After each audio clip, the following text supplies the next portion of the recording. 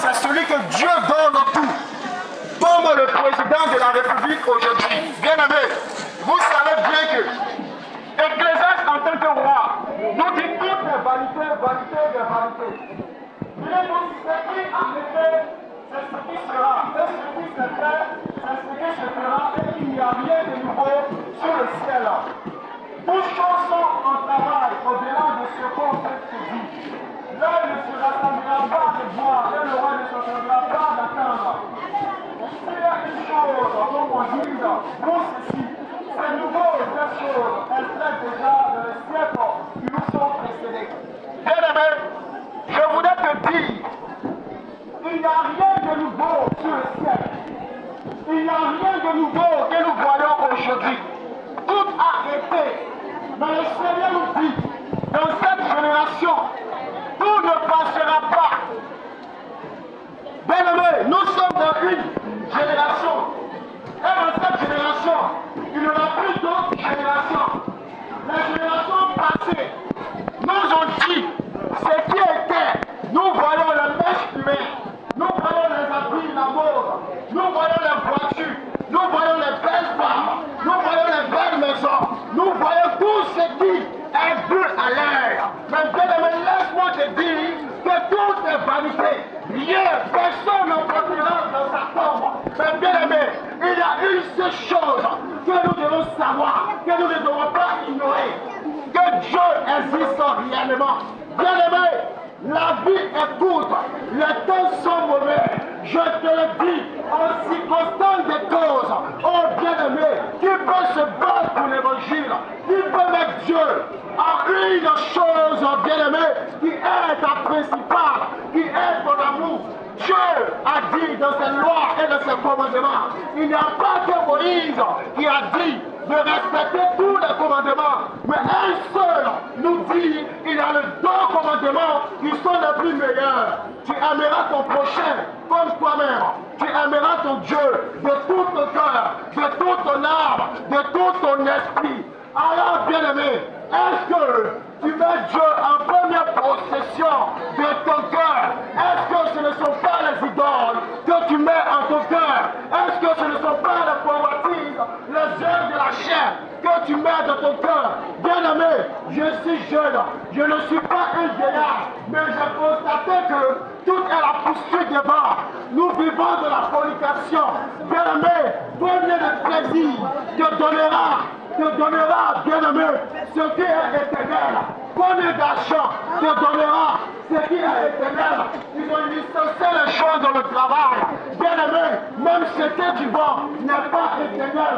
Même tes enfants ne sont pas éternels. Tout laisse, tout passe. Mais la parole de Dieu nous dit, elle ne passera pas. Mais la parole de Dieu s'est fait chair et elle a habité en nous. Et cette parole, les gens ne l'ont point reçue. Alors bien-aimé, je veux te dire d'accepter Jésus.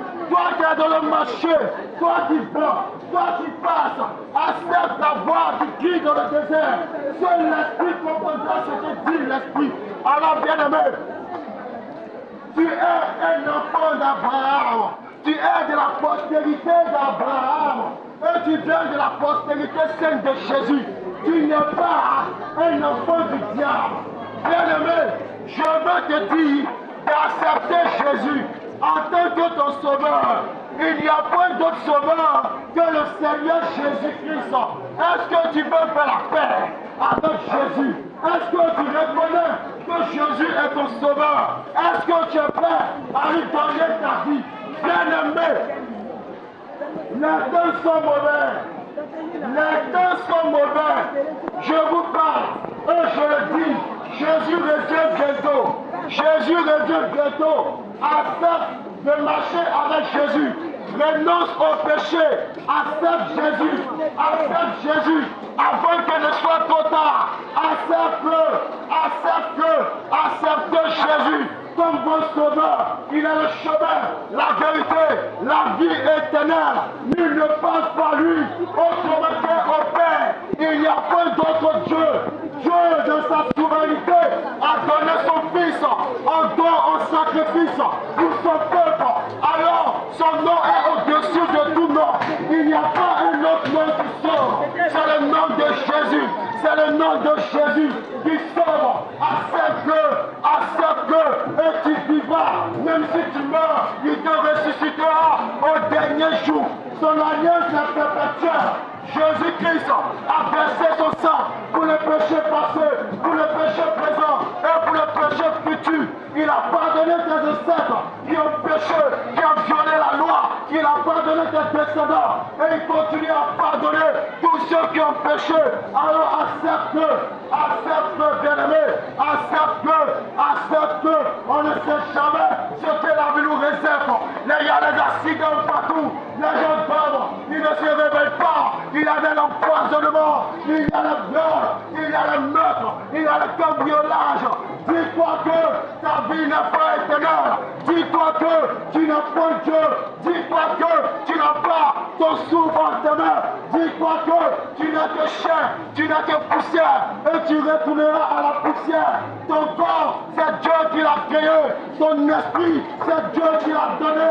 Ton âme, il sera en jugement. Il sera en jugement. Alors, jeunes gens, profite bien de ta jeunesse.